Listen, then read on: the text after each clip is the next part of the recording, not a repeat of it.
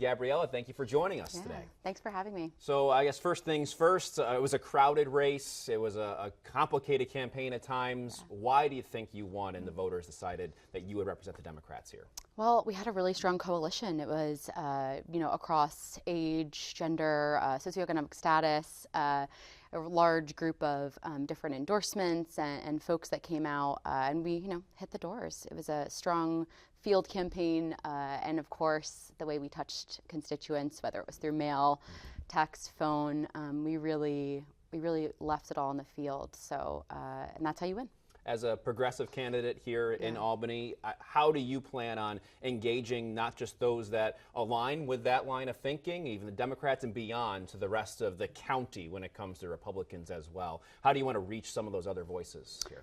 Continuing to do what I've always done, which is have really rigorous constituent outreach. I'm known on the city council for doing like office hours or stoop chats, having people at my stoop, which I probably won't do in the assembly, but having a scheduled time at a small business or a regular Zoom or something at a library, making sure that I not only do that type of work now before the general, but when elected, continue that work to make sure that everyone not only is actually heard, but that people are able to ask me questions at any moment. Is that going to be a challenge for you at all, knowing kind of where you stand on the political spectrum? No, I don't anticipate that. I mean, the voters of the 109th District have spoken that no matter what label you want to add to it, everyone cares about the affordability crisis. Everyone cares about an empathetic leader. I'm not concerned. I feel confident in the voters, given the way the primary is and the district we're in, that we will have a victory and that everyone is and will be robustly represented. As a part of your work on the Common Council, you've been one of the reasons I believe you ran to begin with was police reform, and you've been very involved in the Civilian Review Board, things of that nature. I do want to ask, because one of the big stories this week, there's a Times Union article yesterday regarding the alleged, some people are saying that the police and the administration, the officials covered up a rape of a young 15-year-old girl by what turned out to be an undocumented immigrant. From what you know about how the police work, and I guess what is your reaction to that news and how it was shared at the end of the day? Yeah, I think any allegation of a cover-up is totally false. The police are working extremely hard constantly, and I'm not 100% familiar with the exact timeline of that crime, arrest, and et cetera, but to allege that there was a cover-up of some kind is something that would just not happen in this administration, especially with something like that. I'm not sure how much people are aware of the fact that there's tons of crime that happens that isn't every single technically violent crime is not reported out to the community, and that is standard. But that does a cover-up implies malice. A cover-up implies some type of negative action. I don't think that was done. If there was a threat to public safety in this case, I mean, the police said that a lot of times, and majority of the time, they don't necessarily report a rape because of course, sensitivity to victims and things of that nature. But if there was a public safety issue, is that a concern of yours that they didn't get this out there, that there was somebody that was out there that committed this crime? The question is, if someone committed a sexual assault, should that sexual assault be reported? Yeah, if that person if there's a suspect on the loose, or if there's a public safety concern at that point. I think if they needed help identifying the suspect, then you see sometimes, like what we call it, like a BOLO, like a report that says that they need to try to identify someone that committed a crime. I don't think that was the case here. Something else you worked on at the council level is the ceasefire resolution. That was something that you believe you co-sponsored. Why was that something you thought was important and then ended up being passed here? Yeah, so by the Common Council. Yes, it was. So that document was a call for peace, a call for an end to violence, and a call for a release of all the hostages. And that document really came about after an original document that I stand behind as well that passed unanimously in the Common Council after the heinous October 7th attack. And that document called for, again, a release of hostages and standing in solidarity with those that were affected by the violence against Israel. And so after that document came out, it is no it is real that there was additional violence that happened against the Palestinian people. And I was approached by constituents, Muslim constituents, Jewish constituents, and a coalition was created that wanted to create an additional document in solidarity with those that are here in the city of Albany that were Muslim and had Palestinian affected family members. And so it was a very thoughtfully crafted document. It wasn't done hastily. It wasn't done without really careful consideration, but it was done in solidarity with the pain and the suffering that the constituents felt that were coming to me, and in conjunction with the earlier document that was passed after the October 7th attack. I see these two documents together. And frankly, the folks that created the coalition wanted support and solidarity at that time because of the violence that's happening. And another thing was that I joined Assemblymember Fahey, I joined Congressman Paul Tonko, and at this point President Biden, who have also called for a ceasefire, a release of all hostages, and a call for a long and just and actual peace. And so, there's all sorts of commentary on that document, but if you really read the words of that document, it's a true statement. There's been a lot of responses to that. I think one of the council members that voted against it said, quote to it in another publication, "Israel doesn't have a right to exist," is what the perception was from that ceasefire resolution. How would you respond to that? That was what they understood the document to mean. Yeah, I mean, the document meant and represented a statement from the Common Council that was a call for an end to violence, a really, really strong call for a release of all hostages, and a desire to see a long and actual peace in that area. And that is what that document means. And again, it's so important that you read, not you, but one reads the words within that resolution, because there was a lot of misinformation around that document, insinuating that there was some type of malintent, kind of like that that comment. And I stand by it. I really do. To insinuate that document means what you said would just not be true. I mean, especially during the protests on college campuses, there was legislation on both sides that have been posed to help anti-Semitism, things of that nature. How does this sort of conversation translate there for you, and what you would want to do at the state level when it comes to this? Because you've seen, like you said, Pat Fahey, you've seen Joe Biden, and Mr. Bowman downstate just said that before. Unfortunately, he lost his race, probably in your eyes. But at the same time, how does that translate for you in a bigger picture and now on a bigger platform?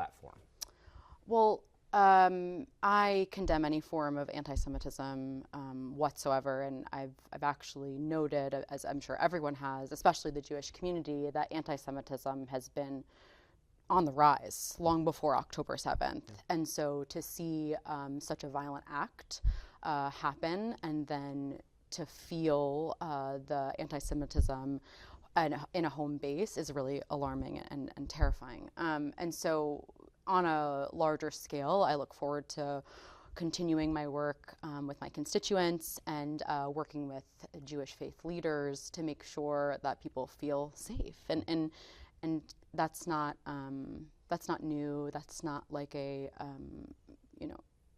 isn't like a unique feeling. Like, I stand with Pat Fahey, who feels the same way. It is important for everyone to feel safe, and any form of harassment, even outside of anti-Semitism, any form of harassment, hate, bigotry is not something that I stand for whatsoever.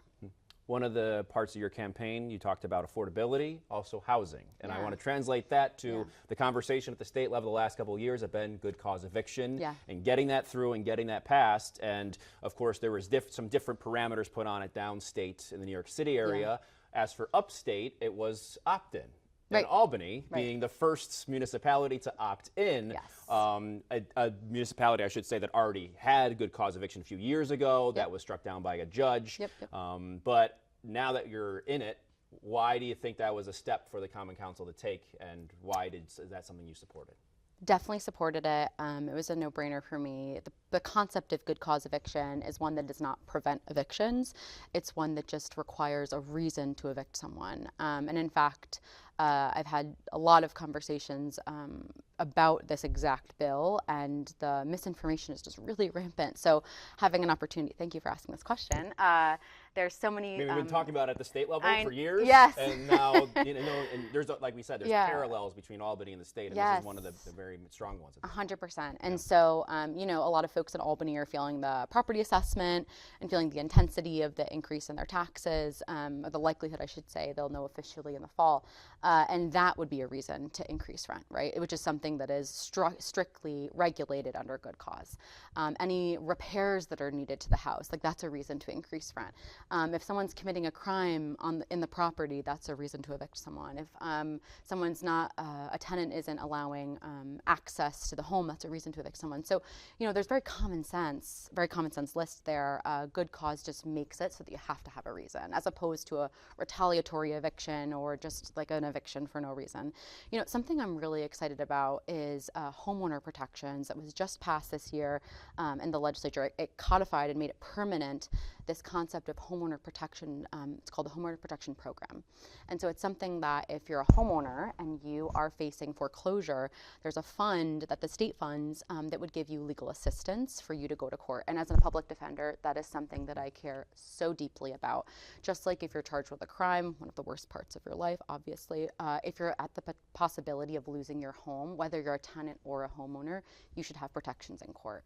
So, good cause is part of this larger conversation as we talk about housing, and it's really just a small puzzle.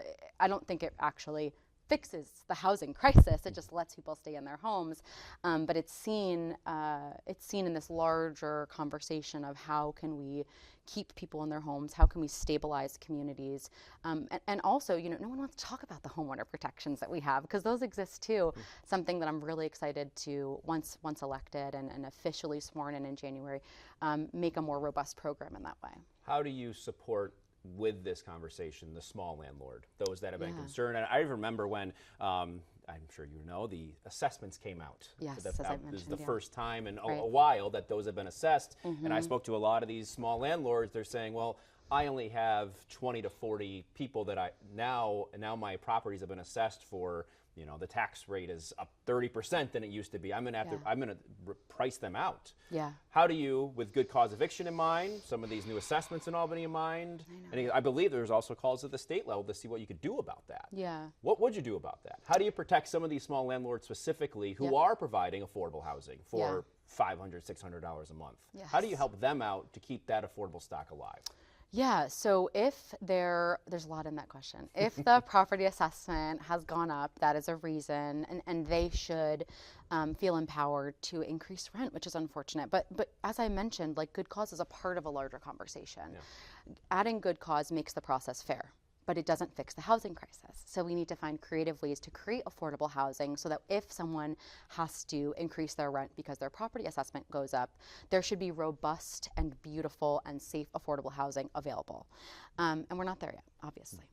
But, I was really proud to push this program called EPIC in the City Council, which was a city-county partnership that would have lawyers, legal assistance if someone was facing eviction in our housing courts.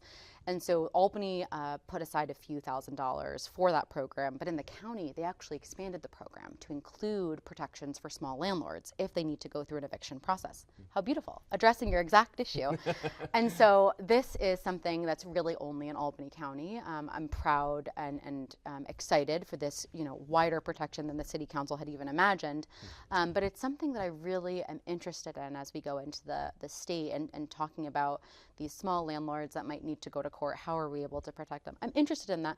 I am focused on the tenants, though. I'll be honest, is that good cause was a great step. It was a good movement in the right direction. If someone wants to evict someone, I think the larger question is, like, if it's not a lawyer, is there a way to make the process easier for them so that they can, understand the instructions or the bullet points? But I feel good about where we're at. I feel great about EPIC, the program we created. I feel great about good cause eviction.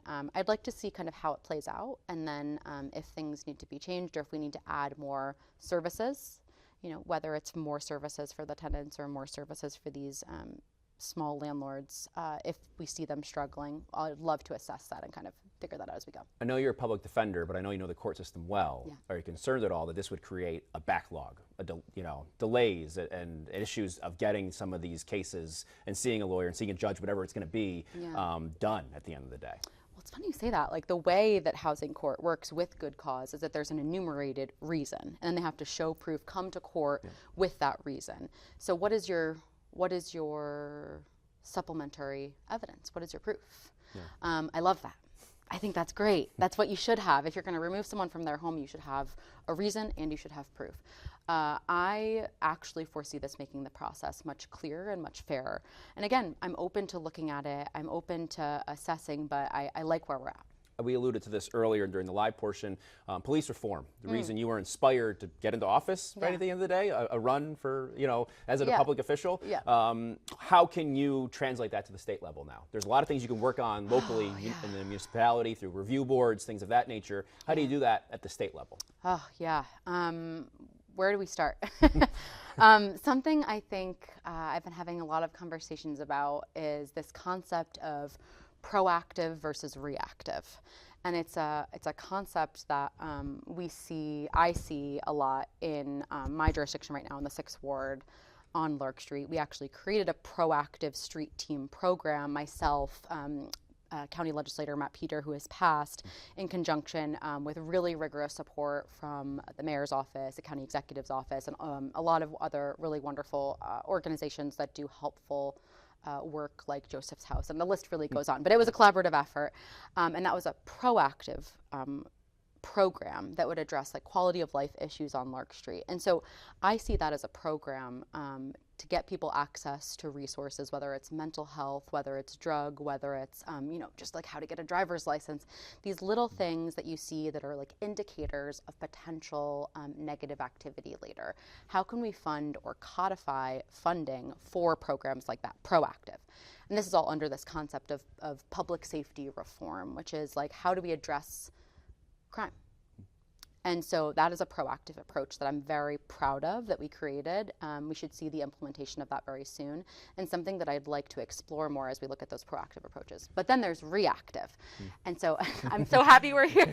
This is not in my 60 seconds, so I'm so happy we can talk about it. For the debate, the buzzer got her a few times. So yes, this is the platform. I'm this so is happy. This is the place to do it. And so the reactive approach is one that we're also piloting right now in Albany County and the Hill Towns. Another project actually spearheaded by Matt Peter, who I mentioned. And this program is one that uses extremely, tight training with 911 responders, dispatch responders, and in determining when someone's having a mental health crisis or some type of crisis related to, it's mostly mental health crises or these like quality of life crises. And so instead of sending a police officer to someone that's going through a clear mental health issue, they're sending a team of trained, trauma-informed, often social workers or EMT specialists that can respond to that program. And it's funny, I think actually at this debate, I mentioned that a bill like that is one that I would create when I get to the legislature. And to my beautiful surprise, it already exists. It's called Daniel's Law. Oh, yes. Yeah. Yes, and so that program would create a funding source for municipalities to opt into this reactive program. But the best way we get to safety and this utopic world that we all want is one where it doesn't have to be reactive, that we're proactively giving people resources and assistance and the tools that they need to survive. Which kind of just like it gets me into the rest of my campaign platform, which is like these concepts of our affordability crisis, like when we give people free childcare, when we give people access to free college, if we're able to raise the minimum wage, not just for everyone, just for tipped workers, like that starts this chain reaction of people being given the tools that they need to live beautiful, safe, healthy lives, and that creates safer communities. But thank you so much for the time. Well, you talk about public safety, and we had you talk about bail reform here in our debate, and I don't think we have to rehash it. You think it's working. You appreciate what it's done for the people that you represent. Right. At the same time, you're going to be, if elected in November, you'd be in a place now where there is a dissenting voice Because there's not, I mean, of course, there's the inter-party conflicts, if you Right, will, right. but you're going to have Republicans that are saying, well, you are continuing to protect criminals instead of victims. You are not valuing the victims. You hear that a lot of times from the Republican conference in the Assembly or the Senate, the state capitol, Right. In terms of reacting to some of the policies that are in place. Right. How do you counter that? How do you say we are valuing victims? Where does that come in, especially when it comes to policy? Because those conversations happen all the time. Right. Absolutely. Well, I think there is a world that exists where you support bail reform as a concept for the reasons I mentioned before, which is that bail is a monetary amount that you have to pay to get out of jail. And if you have to pay to get out of jail, that means that people that don't have the means are the only ones that are incarcerated, which is literally what we see. And so you can support this concept of a movement towards a more fair and equitable legal system while also saying that victims need robust, even more robust support and protections. I was so proud to see very recently that the concept of removing firearms after a domestic violence arrest has happened, when there's an order of protection that's been issued, that was something that was litigated in the courts. And the final order is that they can take away people's firearms if there's a pending domestic violence case. That protects victims. How can we do more creative and robust solutions like that to make sure that victims are protected during the pendency of a case? Something, and again, I just keep getting excited that I can talk more than 3 minutes about this. Something I was really honored to experience very recently was this concept of DVSJA, Domestic Violence Survivors Justice Act. And it's a recent bill that was created for victims of crime, continuous victims of crime that have then committed a crime themselves. And it's this concept that it was newly codified that allows for them to have a lenient sentence, acknowledging that they have had years and years and years of abuse. And so what a creative solution to protect victims and make sure that that the rights and integrity of victims of crime are continuing no matter where you are in the criminal legal system. I'm sure that there are many bills that exist that are able to protect victims and more robustly and creatively protect victims while also keeping bail reform intact. I look forward to those solutions and having those hard conversations. And I can have those hard conversations because I've actually been able to not only be a public defender, doing my job in that way, having this really robust DVSJA case, which has been very eye-opening, but also something that I think people don't know is that once I entered the city council, I was conflicted, meaning I was removed from all criminal cases in the city of Albany. And so when that happened, I was able to actually help victims of crime within my jurisdiction, the 6th Ward, helping people navigate what an order of protection is, how to speak up and make sure that they are empowered to know exactly how an order of protection is issued, know what the rules are, be a conduit if needed with the police department. And so I'm in a multifaceted way experienced and ready on day one to kind of provide my experiences and my background in the criminal legal system to make sure that these creative and yet robust solutions are being moved forward. You didn't get much of a chance to, I think you wanted to expand upon raise the age yes. during the last debate. You never got back to that. Yes, thank you. Because that is something that we have seen more alignment on, and I guess in terms of fixes needed to happen. Yeah. Is that something that you also believe? Yeah, and I mean, when we talk about fixes, to be super clear, what I mean by that is that within Albany County, we are just not in a place to have the rigorous supplemental programming and, what's the proper term for this? Like the, it's supplemental programming that's needed to make this program 100%. And just because we haven't brought in all of the partners doesn't mean that we have to completely slash the bill. And the bill is a concept, raise the age is a concept that says children who literally don't even have developed brains should not be placed in the same incarcerative facility as adults. That children need to be handled differently than an adult that both commit a violent crime. And so this concept takes in a little bit more empathy. But it's not like children, aren't being sent to incarcerated facilities. Like, it's not like that's not happening. And the reality of that is that when, oftentimes I should say, when children are caught with firearms, they're still going to jail. They're going to children's jail. Yeah. And so how can we, if and when these children are released after they are arrested for a crime, how can we make sure that those children and the families that they go back to are being given resources, are being given rules to make sure that children are going back to school, to make sure that children have to do their homework, like these little things that, the court could mandate if they were empowered to, that I think would really fix some of those little issues that we see with Raise the Age.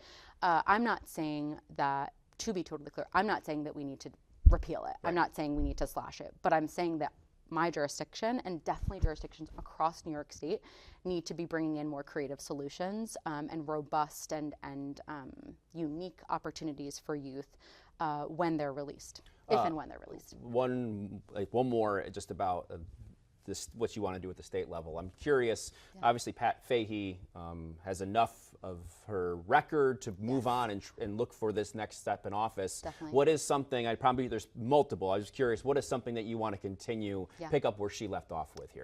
There's so many.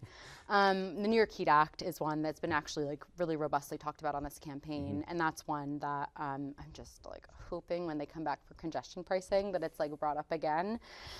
No promises on that, but that would be a bill that I would love to take on. But I'm sure, as you know too, there's this hierarchical process of the reassignment of bills. There's a few of her bills though that I would love to take on. One is about AI, generative AI, which is if there's fake information or fake images that are being done in media, there would have to be a label on it. There's another bill which is actually so on point with an issue I have in the 6th Ward, which is if National Grid or other utilities are coming into a property or even encroaching on a private property, they would have to give a very rigorous and intense notice to the property owner before they encroach on the property. Love that. We see that all the time. Interesting. So how interesting. And so that bill was one that she personally sponsored that didn't pass this year. I'd love to take that on.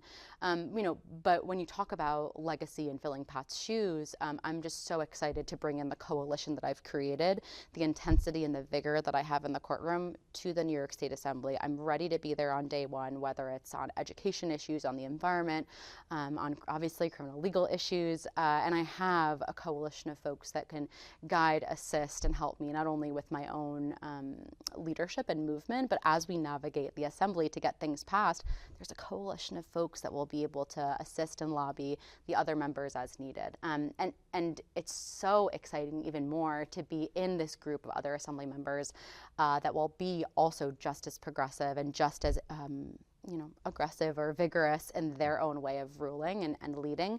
And so it's going to be so exciting to be a part of this larger group to get things done for my district, the 109th, but also for the state of New York. You were in a group of 6, at least. There were some writing candidates. It was a crowded race, and you got more votes than anybody else. Yeah. But it was a crowded race, I'll just say that. Yeah.